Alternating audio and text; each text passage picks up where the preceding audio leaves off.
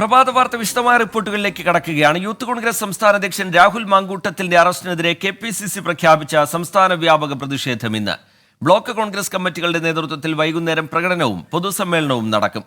Youth കോൺഗ്രസും പ്രാദേശിക തലത്തിൽ പ്രതിഷേധങ്ങൾ സംഘടിപ്പിക്കും.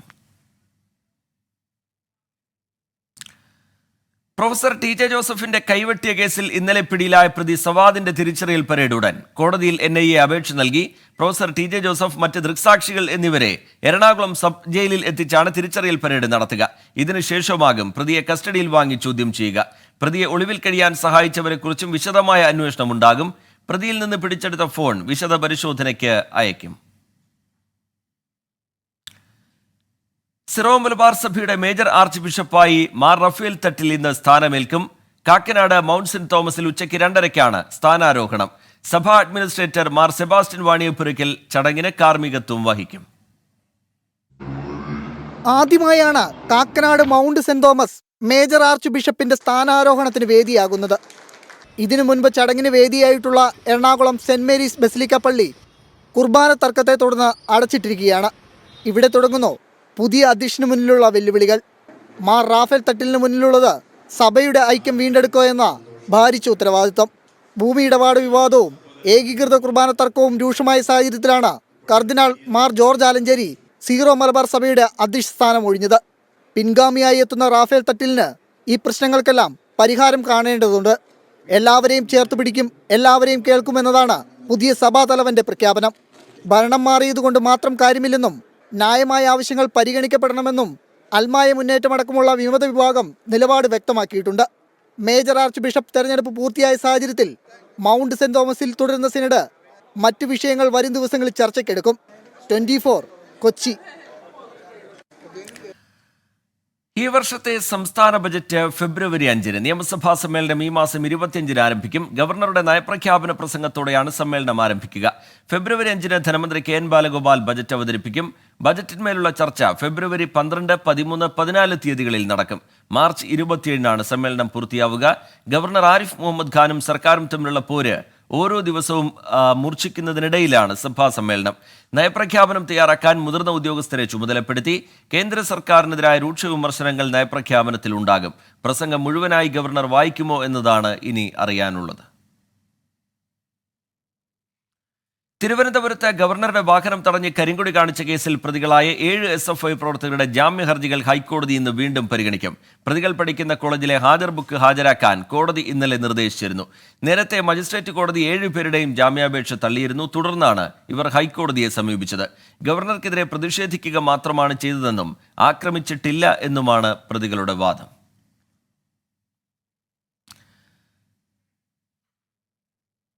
അയോധ്യ രാമക്ഷേത്ര പ്രതിഷ്ഠാ ചടങ്ങിൽ മുതിർന്ന BJP നേതാവ് LK അദ്വാനി പങ്കെടുക്കും. വിശ്വ ഹിന്ദു പരിഷത്ത് അന്താരാഷ്ട്ര വർക്കിംഗ് പ്രസിഡന്റ് അലോക് കുമാറാണ് ഇക്കാര്യം അറിയിച്ചത്.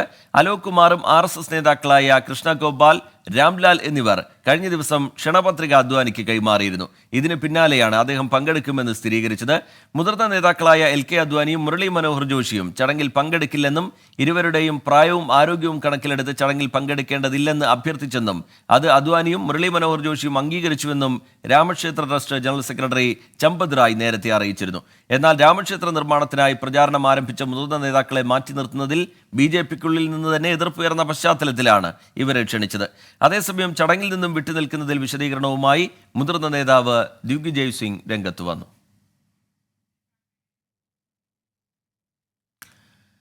കുട്ടനാട് തകഴിയിൽ ബാങ്ക് വായ്പ ലഭിക്കാത്തതിനെ തുടർന്ന് ജീവനൊടുക്കിയ കർഷകൻ KG പ്രസാദിന്റെ വീടും 5 സെന്റ് ഭൂമിയും ജപ്തി ഭീഷണിയിൽ. പട്ടികജാതി പട്ടികവർഗ വികസന കോർപ്പറേഷനിൽ നിന്നെടുത്ത വായ്പയിലാണ് കുടുംബത്തിന് ജപ്തി നോട്ടീസ് ലഭിച്ചത്. പ്രസാദ് മരിച്ചിട്ട് 2 മാസമാകുമ്പോഴും സർക്കാരിന്റെ ഭാഗത്തുനിന്ന് കുടുംബത്തിന് സഹായമൊന്നും കിട്ടിയിട്ടില്ല. അല്ല, കാർഡാണ് APL എന്ന് പറഞ്ഞ പൊതുവിഭാഗം കാർഡാണ് ഞങ്ങൾക്ക്.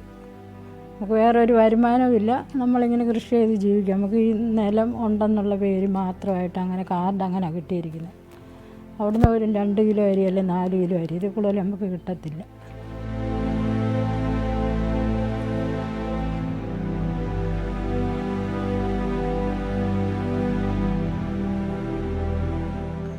പാട്ടത്തിനെടുത്ത 3.5 ഏക്കറിൽ വളമിടാൻ 500,000 രൂപ വായ്പ ലഭിക്കാത്തതിനെ തുടർന്ന് 2023 നവംബർ 11 കുന്നുമ്മ കാട്ടിൽ പറമ്പിൽ പ്രസാദ് ജീവനൊടുക്കിയത്.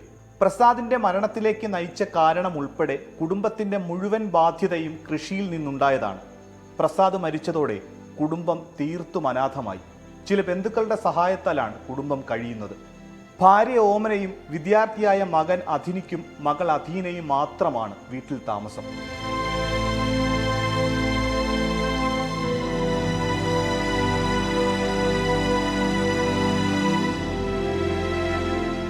മന്ത്രിമാരും വിവിധ രാഷ്ട്രീയ നേതാക്കളും നൽകിയ വാഗ്ദാനങ്ങൾ ഒന്നും പാലിക്കപ്പെട്ടില്ല.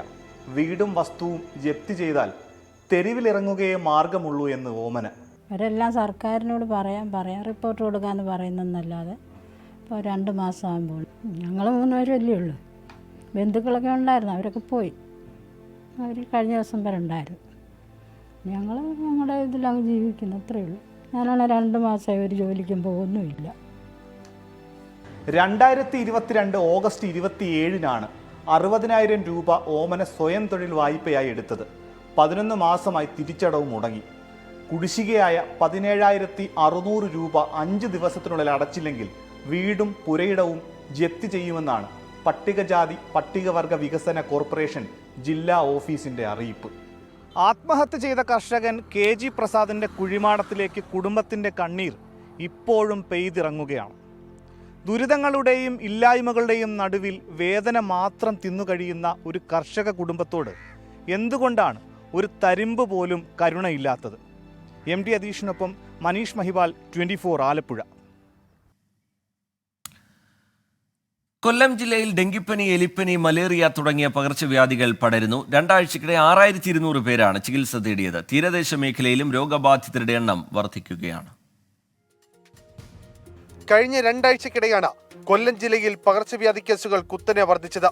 വിവിധ പകർച്ചവ്യാധികൾ ബാധിച്ച 6200 പേർ കഴിഞ്ഞ ദിവസങ്ങളിലായി ചികിത്സ തേടിയപ്പോൾ 199 പേർ വിവിധ ആശുപത്രികളിൽ കിടത്തി ചികിത്സയ്ക്കും വിധേയരായിട്ടുണ്ട്. 83 പേർ 2 ആഴ്ചയ്ക്കുള്ളിൽ ഡെങ്കിപ്പനി ബാധിച്ച് ചികിത്സ തേടിയെന്നും കണക്കുകൾ സൂചിപ്പിക്കുന്നു.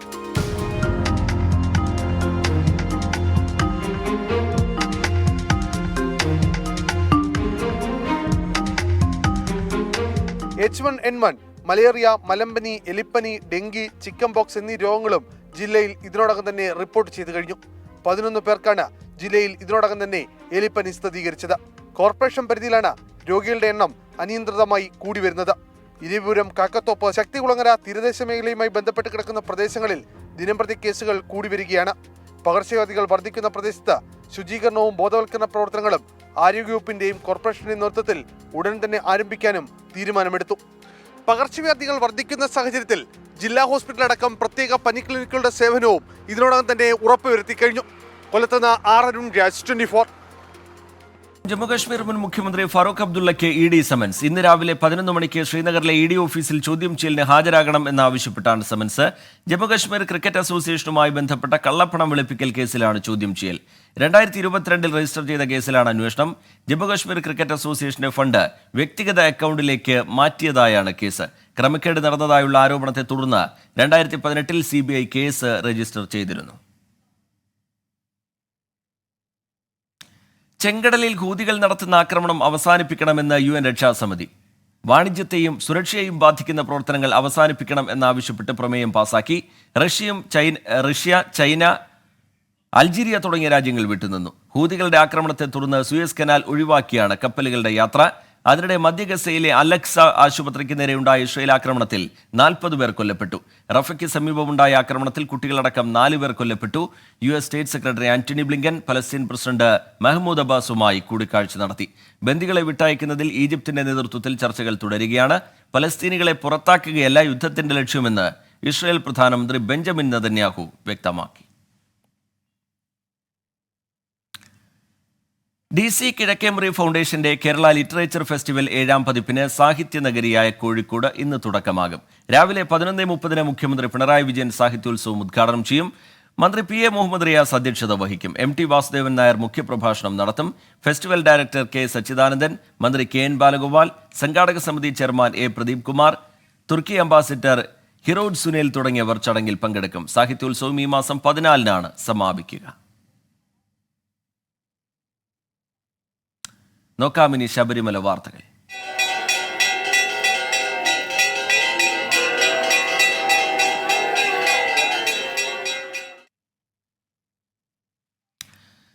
ശബരിമലയിൽ മകരവിളക്ക് മഹോത്സവത്തിനുള്ള ഒരുക്കങ്ങൾ അവസാന ഘട്ടത്തിൽ. മകരജ്യോതി ദർശിക്കാൻ സന്നിധാനത്ത് തുടരുന്ന തീർത്ഥാടകരെ നിർബന്ധിച്ച് തിരിച്ചയക്കേണ്ട എന്നാണ് ദേവസ്വം ബോർഡിന്റെ തീരുമാനം.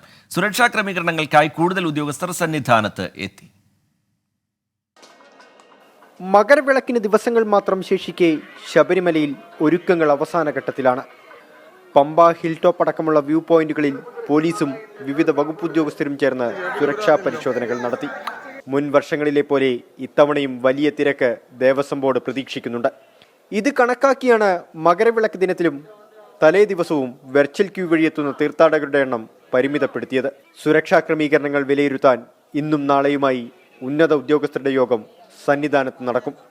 മുൻ വർഷത്തെ പോലെ തന്നെ പോലീസ് ഉൾപ്പെടെയുള്ള മുഴുവൻ ഡിപ്പാർട്ട്മെൻറ്റുകളുടെയും സേവനം നല്ല രീതിയിൽ തന്നെ ക്രോഡീകരിച്ച് മുന്നോട്ട് പോകുന്നതിന് നിലവിൽ ഇതുവരെ സാധിച്ചിട്ടുണ്ട്. മുൻ വർഷത്തെ അപേക്ഷിച്ച് പൂർവാധികം ഭംഗിയോടെ തന്നെ മകരവിളക്ക് മഹോത്സവം ആഘോഷിക്കാം എന്നുള്ളതാണ് പ്രതീക്ഷ. വിവിധ വകുപ്പുകളിൽ നിന്നും ഇതിനോടകം കൂടുതൽ ഉദ്യോഗസ്ഥരെ സന്നിധാനത്തും മറ്റിടങ്ങളിലുമായി വിന്യസിച്ചു കഴിഞ്ഞു. മകരവിളക്ക് ഉത്സവത്തിന് നട തുറന്നതു മുതൽ ദിവസേന ശരാശരി 1,00,000-ൽ പരം തീർത്ഥാടകരാണ് ദർശനത്തിനെത്തുന്നത്. 24 സന്നിധാനം. 7 ഭാഷ ഒറ്റ ശബ്ദം. ശബരിമല സന്നിധാനത്താണ് ഈ അപൂർവത. കർണാടക സ്വദേശിയായ MM കുമാർ കഴിഞ്ഞ 24 വർഷമായി കൂട്ടം തെറ്റുന്ന തീർത്ഥാടകർക്ക് ആശ്രയമാണ്.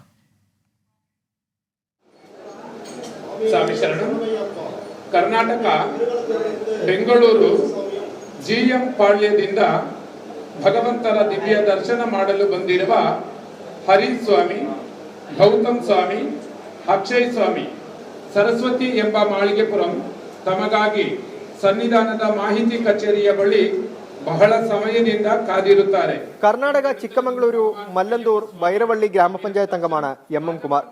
കഴിഞ്ഞ 24 വർഷമായി ഇദ്ദേഹം കൂട്ടം തെറ്റുന്ന തീർത്ഥാടകർക്ക് വഴികാട്ടിയായി ശബരിമലയിലുണ്ട്. ಸ್ವಾಮಿ ಶರಣಂ, ಸ್ವಾಮಿಯೇ ಶರಣಮಯ್ಯಪ್ಪ. ಭಕ್ತಾದಿಗಳ ಗಮನಕ್ಕೆ ಕರ್ನಾಟಕ ಬೆಂಗಳೂರು GM ಪಾಳ್ಯದಿಂದ ಭಗವಂತರ ದಿವ್ಯ ದರ್ಶನ ಮಾಡಲು ಬಂದಿರುವ 4 വർഷം നിലയ്ക്കലും 19 വർഷം പമ്പയിലും അനൗൺസറായി ഉണ്ടായിരുന്നു. ഈ സീസണിൽ സന്നിധാനത്തേക്ക് എത്തി. ഞാനിവിടെ 1993 ശബരിമലയ്ക്ക് മാലയിട്ടിട്ട് വന്നത്. 2000 ഞാനിവിടെ സേവനയ്ക്കായിട്ട് വന്നത്. ഞാൻ ആദ്യം പമ്പയിൽ 19 വർഷം പമ്പയിൽ വിവിധ ഭാഷ അനൗൺസറായിരുന്നു. നിലക്കല്ലിൽ 4 വർഷം വിവിധ ഭാഷ അനൗൺസറായിരുന്നു. നമ്മുടെ PRO സുനിൽ സാറ് സന്നിധാനത്തിന് വരണം പറഞ്ഞിട്ട് എന്നെ നിലക്കല്ലിൽ നിന്ന് ഇവിടേക്ക് കൊണ്ടുവന്നു. തമിഴ്, മലയാളം, കന്നഡ, തുളു, ഇംഗ്ലീഷ്, ഹിന്ദി, തെലുങ്ക് എന്നീ ഭാഷകളിലാണ് ഇദ്ദേഹത്തിന്റെ അറിയിപ്പുകൾ. ശബരിമലയിലെ 2 വർഷത്തെ സേവനം കുമാറിന് ആത്മസമർപ്പണമാണ്. ദേവസ്വം ബോർഡിൽ നിന്ന് ലഭിക്കുന്ന പ്രതിഫലം അന്നദാന നിധിയിലേക്ക് സമർപ്പിച്ച് വെറും കൈയോടെ നാട്ടിലേക്ക് മടങ്ങും. ഭഗവാൻ അയ്യപ്പ സ്വാമിയുടെ ദിവ്യ ദർശനം ചെയ്യ വന്നുള്ള ഗിൽസൺ എன்ற ഒരു ചിന്ന മണികണ്ഠൻ മണിസ്വാമി താങ്കൾ സന്നിധാനം ചുற்றுപ്പുറത്തിൽ എങ്കിരുന്നാലും ദയവ് ചെയ്ത് സന്നിധാനം തകവൽ നിലയത്തിൽ തുടർബ് കൊള്ളുവോ. 24 സന്നിധാനം. അയോധ്യ രാമക്ഷേത്രത്തിലേക്ക് തീർത്ഥാടന പദ്ധതി ആരംഭിക്കാൻ ഛത്തീസ്ഗഡ് സർക്കാർ. ഇന്നലെ ചേർന്ന മന്ത്രിസഭാ യോഗത്തിലാണ് തീരുമാനം. പദ്ധതിക്കായി IRCTCയുമായി ധാരണാപത്രം ഒപ്പുവെക്കുമെന്ന് ഉപമുഖ്യമന്ത്രി അരുൺ സാവു അറിയിച്ചു. ഛത്തീസ്ഗഡ് ടൂറിസം ബോർഡിനാണ് പദ്ധതിയുടെ നടത്തിപ്പ് ചുമതല. ബൽറാം നെടുങ്ങാടി വിവരങ്ങളുമായി ഡൽഹിയിൽ നിന്ന് ചേരുന്നുണ്ട്. ബൽറാം, വിവരങ്ങൾ. ബൽറാം. റിജിത്ത്, അയോധ്യ രാമക്ഷേത്രത്തിന്റെ പ്രതിഷ്ഠാ ചടങ്ങ് ഈ മാസം 22-ന് നടക്കാനിരിക്കെയാണ് അയോധ്യ രാമക്ഷേത്രത്തിലേക്ക് ഒരു തീർത്ഥാടന പദ്ധതിയുമായി ഛത്തീസ്ഗഡ് സർക്കാർ രംഗത്ത് വരുന്നത്. ഇതിനായുള്ള തീരുമാനം കഴിഞ്ഞ ദിവസം ചേർന്ന മന്ത്രിസഭാ യോഗത്തിൽ എടുത്തിരിക്കുന്നു. മന്ത്രിസഭ ഈ പദ്ധതിക്ക് അംഗീകാരം നൽകിയിരിക്കുകയാണ്. രാംലീല ദർശൻ സ്കീം എന്ന പേരിലാണ് ഈ പദ്ധതി. പദ്ധതിക്കായി IRCTCയുമായി ധാരണാപത്രം ഒപ്പുവെക്കുമെന്ന് ഉപമുഖ്യമന്ത്രി അരുൺ സാവു വ്യക്തമാക്കിയിട്ടുണ്ട്. 18-നും 75-നും ഇടയിൽ പ്രായമുള്ളവർക്ക് വേണ്ടിയാണ് ഈ പദ്ധതി. ഈ തീർത്ഥയാത്രയുടെ ചിലവ് സർക്കാർ തന്നെ വഹിക്കാനുള്ള തീരുമാനമാണ് മന്ത്രിസഭാ യോഗത്തിൽ എടുത്തത്. ഓരോ വർഷവും 25,000-ഓളം പേരെ അയോധ്യ ദർശനത്തിനായി തെരഞ്ഞെടുക്കാനാണ് ഈ പദ്ധതി അനുസരിച്ച് തീരുമാനിച്ചിരിക്കുന്നത്. ഛത്തീസ്ഗഡിലെ ടൂറിസം ബോർഡിനായിരിക്കും ഈ പദ്ധതിയുടെ നടത്തിപ്പ് ചുമതല. ശ്രീജിത്ത്. ബൽറാം നെടുങ്ങാടി ഡൽഹിയിൽ നിന്ന് വിവരങ്ങൾ നൽകുകയായിരുന്നു. രാഹുൽ മാങ്കൂട്ടത്തിന്റെ അറസ്റ്റിൽ പ്രതിഷേധിച്ച് ഇന്നലെ നടന്ന യൂത്ത് കോൺഗ്രസ് സെക്രട്ടേറിയറ്റ് മാർച്ചിൽ ഷാഫി പറമ്പിൽ MLA ഒന്നാം പ്രതിയാക്കി കേസ്. കേസിൽ ഷാഫി പറമ്പിൽ ഉൾപ്പെടെ 5 പേർ പ്രതികളാണ്. കണ്ടാലറിയാവുന്ന 150 യൂത്ത് കോൺഗ്രസ് പ്രവർത്തകർക്കെതിരെയും കന്റോൺമെന്റ് പോലീസ് കേസെടുത്തു.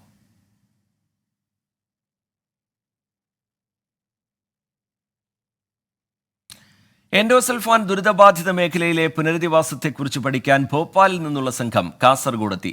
ദുരിതബാധിതരുടെ വീടുകളിലെത്തി സംഘം വിവരം ശേഖരിച്ചു. ഭോപ്പാൽ വിഷവാതക ദുരന്തത്തിലെ ഇരകൾക്കായി പ്രവർത്തിക്കുന്ന NGO പ്രതിനിധികളാണ് കാസർഗോഡ് എത്തിയത്. ഭോപ്പാലിലെ ചിങ്കാരി ട്രസ്റ്റ് പ്രതിനിധികളാണ് ഒരാഴ്ച നീണ്ടു നിൽക്കുന്ന സന്ദർശനത്തിനായി കാസർഗോഡ് എത്തിയത്. എൻഡോസൾഫാൻ ഇരകൾക്ക് ലഭ്യമാകുന്ന ചികിത്സാ സംവിധാനങ്ങളെക്കുറിച്ച് ദുരിതബാധിതരുടെ വീടുകളിലെത്തി സംഘം മനസ്സിലാക്കി. പുനരധിവാസ പ്രവർത്തനങ്ങൾ സംബന്ധിച്ച വിവരങ്ങൾ വിദഗ്ധരിൽ നിന്ന് ശേഖരിച്ചു. ഭോപ്പാൽ വിഷവാതക ദുരന്തത്തിലെ ഇരകൾ നേരിടുന്ന ദുരിതത്തിന് സമാന സാഹചര്യം കാസർഗോട്ടുമുണ്ടെന്നാണ് സംഘത്തിന്റെ വിലയിരുത്തൽ. Similarly, we have been functioning for the children, congenitally disabled children born in the families affected by the Bhopal gas tragedy and the groundwater contamination there. So here basically we have been providing them with the physiotherapy, speech therapy, special education, midday meals, sports, occupational therapy and other facilities to them. So as you know, this is a dynamic world, and with time in every therapy there are new changes which come out, so that if we found something new which is beneficial for the kids there, we can provide them. വിവിധ തെറാപ്പികളെ കുറിച്ച് മനസ്സിലാക്കുകയും palliative പ്രവർത്തനങ്ങളുടെ വിലയിരുത്തലും പഠനത്തിൽ ഉൾപ്പെടുത്തിയിട്ടുണ്ട്. Endosulfan ദുരിതബാധിതർക്കായി സർക്കാർ സംവിധാനങ്ങൾ നടത്തുന്ന ഇടപെടലും പഠന വിഷയമാണ്. 24 കാസർഗോഡ്.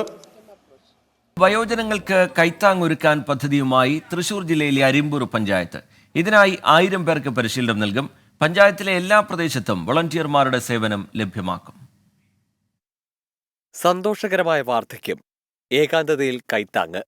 വയോജനങ്ങളുടെ ഉന്നതിക്കായി അരിമ്പൂർ പഞ്ചായത്തിൽ രൂപം കൊണ്ട വയോസേവാ സമിതിയുടെ ലക്ഷ്യമിതാണ്. പഞ്ചായത്തിലാകെ 5014 വയോജനങ്ങളാണുള്ളത്. ഇതിൽ 1248 പേർ വീടിനകത്തു മാത്രം കഴിഞ്ഞുകൂടുന്നു. 306 പേർ കിടപ്പ് രോഗികളാണ്. നോക്കാനാളുണ്ടെങ്കിലും ഇല്ലെങ്കിലും ഇവർക്കിനി വോളണ്ടിയർമാരുടെ സഹായമുണ്ടാകും. 1248 പേർ നമ്മുടെ സർവേയുടെ ഭാഗമായിട്ട് വീട്ടിൽ മാത്രം സഞ്ചരിക്കാൻ ശേഷിയുള്ളവരായി കണ്ടെത്തിയിരിക്കുന്നു. 300-ലേറെ പേർ കിടപ്പ് രോഗികളായിട്ടുണ്ട്. ഇങ്ങനെ 1500-ലധികം പേർക്ക് സേവനം ആവശ്യമുള്ളവരായി നമ്മൾ കണ്ടെത്തിയിട്ടുണ്ട്. ഇവർക്ക് സേവനം കുടുംബങ്ങളിലേക്ക് എത്തിക്കുക എന്നുള്ളത് പഞ്ചായത്തിൻ്റെ ഉത്തരവാദിത്തമായി കണ്ടെത്തിക്കൊണ്ട് കേരളത്തിൽ ആദ്യമായിട്ടാണ് ഇത്ര ഒരു സർവീസ് കുടുംബങ്ങളിൽ എത്തിക്കാനായി ഒരു പഞ്ചായത്ത് സംവിധാനം തയ്യാറാവുന്നത്. പഞ്ചായത്തിലെ 34 അങ്കണവാടികൾ, 246 കുടുംബശ്രീ അയൽക്കൂട്ടങ്ങൾ, 10 ക്ലബ്ബുകൾ എന്നിവിടങ്ങളിൽ വയോജന ക്ലബ്ബുകൾ രൂപീകരിച്ചാണ് പദ്ധതി നടപ്പാക്കുന്നത്. 30 മുതൽ 40 വീടുകൾക്ക് 2 വോളണ്ടിയർമാർ എന്ന കണക്കിലാകും സേവനം. വോളണ്ടിയർമാർക്കുള്ള ആദ്യദിന പരിശീലനം നടന്നു.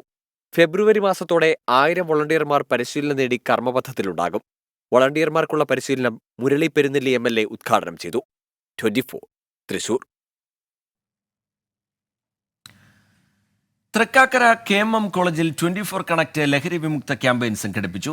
തൃക്കാക്കര ACP PV ബേബി ഉദ്ഘാടനം ചെയ്തു. 24 assistant executive editor S Vijayakumar മുഖ്യപ്രഭാഷണം നടത്തി. ലഹരി എന്ന് പറയുന്നത് സർവ്വതിന്മകളുടെയും മാതാവാണെന്ന് അറിയപ്പെടുന്നു. എന്ന് പറഞ്ഞാൽ നമ്മുടെ ദൈനംദിന ജീവിതത്തിൽ ഏതെല്ലാം കാര്യങ്ങൾ ഇടപെടുന്നുവോ നമ്മുടെ സമൂഹത്തെ കാർന്നു നിന്നുകൊണ്ടിരിക്കുന്ന ക്യാൻസർ പോലുള്ളൊരു പ്രസ്ഥാനമാണ്, അല്ലെങ്കിൽ പരിപാടിയാണ് ഈ ലഹരി എന്ന് പറയുന്നത്. സഹായം ആവശ്യമുള്ളവരെയും സഹായിക്കാൻ മനസ്സുള്ളവരെയും ഒരു കുടക്കീഴിൽ നിർത്തുന്ന 24 കണക്റ്റിന്റെ ഭാഗമായാണ് തൃക്കാക്കര KM കോളേജിൽ ലഹരി വിമുക്ത ക്യാമ്പയിൻ സംഘടിപ്പിച്ചത്. വിദ്യാർത്ഥികളോട് ലഹരി നൽകുന്ന വിപത്തിനെക്കുറിച്ച് പരിപാടി ഉദ്ഘാടനം ചെയ്ത തൃക്കാക്കര ACP PV ബേബി സംസാരിച്ചു. ലഹരി മാഫിയ എന്ന് പറയുന്നത് ശക്തരായിട്ടുള്ളവരാണ്.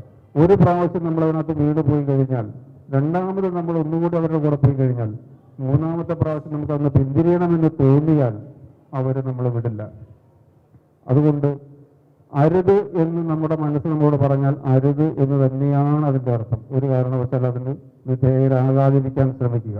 പരീക്ഷണങ്ങൾക്ക് മുതിർന്ന് നശിപ്പിക്കാനുള്ളതല്ല നിങ്ങളുടെ ജീവിതം. 24 assistant executive editor S Vijayakumar വിദ്യാർത്ഥികൾക്ക് ലഹരി വിരുദ്ധ സന്ദേശം നൽകി. യഥാർത്ഥത്തിൽ ഈ ബോധവൽക്കരണം എന്ന വാക്ക് തന്നെ അപ്രസക്തമായി പോയി. കാരണം നമ്മളിതിങ്ങനെ ബോധവൽക്കരണം എന്ന് കേട്ടുകൊണ്ടിരിക്കുന്നു. അത് ഓരോ സമയത്തും ഓരോ തലത്തിലൂടെയും നമ്മുടെ അടുത്തേക്ക് എത്തുന്നുണ്ട്. യഥാർത്ഥത്തിൽ ഈ ലഹരിയുടെ ഉപഭോഗം അല്ലെങ്കിൽ ഉപയോഗം എന്നത് നമ്മളുടെ ജീവിതത്തെ തകർത്ത് തരിപ്പണമാക്കുമെന്നത് നമുക്ക് അറിയാത്ത കാര്യമല്ല. നമ്മളത് പല സ്ഥലങ്ങളിൽ, പല വേദികളിൽ, പല റീഡിങ്ങുകളിൽ അല്ലെങ്കിൽ പല കാഴ്ചകളിൽ നമ്മളത് മനസ്സിലാക്കിയിട്ടുള്ളതാണ്. പരസ്പരം സഹായത്തിന്റെ കരങ്ങളാകുവാനുള്ള 24 കണക്ട് പദ്ധതിയിൽ വിദ്യാർത്ഥികളും പങ്കാളികളായി. 24 കൊച്ചി. മകരവിളക്കിന് മുന്നോടിയായി എരുമേലിയിൽ നടക്കുന്ന പേട്ടതുള്ളലിന്റെയും ചന്ദനക്കുടത്തിന്റെയും ഒരുക്കങ്ങൾ പൂർത്തിയായി. ഇന്ന് വൈകിട്ടാണ് ചന്ദനക്കുട ഘോഷയാത്ര നടക്കുക. ഘോഷയാത്രയ്ക്ക് മുന്നോടിയായി 4 മണിക്ക് നൈനാർ മസ്ജിദ് ഓഡിറ്റോറിയത്തിൽ അമ്പലപ്പുഴ പേട്ടതുള്ളൽ സംഘവും ജമാഅത്ത് പ്രതിനിധികളും മത സാമുദായിക നേതാക്കളും ചേർന്ന് സൗഹൃദ സമ്മേളനം നടത്തും. ഘോഷയാത്രയ്ക്ക് മുന്നോടിയായി നടക്കുന്ന സമ്മേളനം മന്ത്രി കെ രാധാകൃഷ്ണൻ ഉദ്ഘാടനം ചെയ്യും.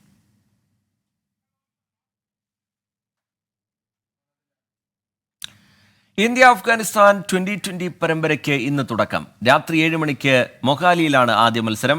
വ്യക്തിപരമായ കാരണങ്ങളെ തുടർന്ന് വിരാട് കോഹ്ലി ആദ്യ മത്സരത്തിൽ കളിക്കില്ല. രോഹിത് ശർമ്മ നയിക്കുന്ന ടീമിൽ സഞ്ജു സാംസൺ അവസരം ലഭിക്കുമോ എന്നാണ് ആരാധകർ ഉറ്റുനോക്കുന്നത്. ഇബ്രാഹിം സദ്രാൻ നയിക്കുന്ന അഫ്ഗാനിസ്ഥാൻ വലിയ ആത്മവിശ്വാസത്തിലാണ്.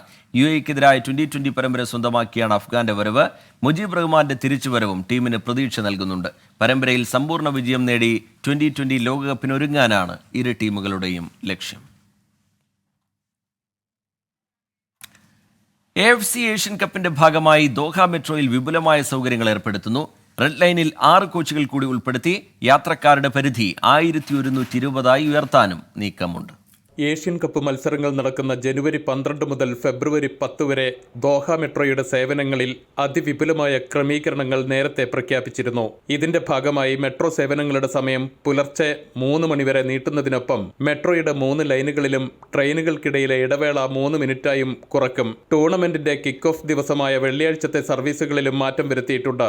ഉച്ചയ്ക്ക് 2 മണിക്ക് പകരം 12 മണി മുതൽ തന്നെ ദോഹ മെട്രോയുടെ സർവീസുകൾ ആരംഭിക്കും. തുടർന്ന് മത്സരങ്ങൾ നടക്കുന്ന എല്ലാ വെള്ളിയാഴ്ചകളിലും ഉച്ചയ്ക്ക് 2 മണിക്ക് പകരം രാവിലെ 10 മണി മുതലും സർവീസുകൾ പ്രവർത്തിക്കും. സ്റ്റേഡിയങ്ങളുമായി ബന്ധിപ്പിച്ചിട്ടുള്ള മെട്രോ സ്റ്റേഷനുകളിൽ തിരക്കൊഴിവാക്കുന്നതിന് കൂടുതൽ സ്കാനറുകൾ സ്ഥാപിക്കും. ട്രെയിനുകളുടെ സമയക്രമം ഉൾപ്പെടെയുള്ള കൂടുതൽ സേവനങ്ങൾക്കായി സ്റ്റേഡിയം ബൈ മെട്രോ എന്ന പേരിൽ ഡിജിറ്റൽ ഗൈഡും ഖത്തർ റെയിൽ വികസിപ്പിച്ചിട്ടുണ്ട്.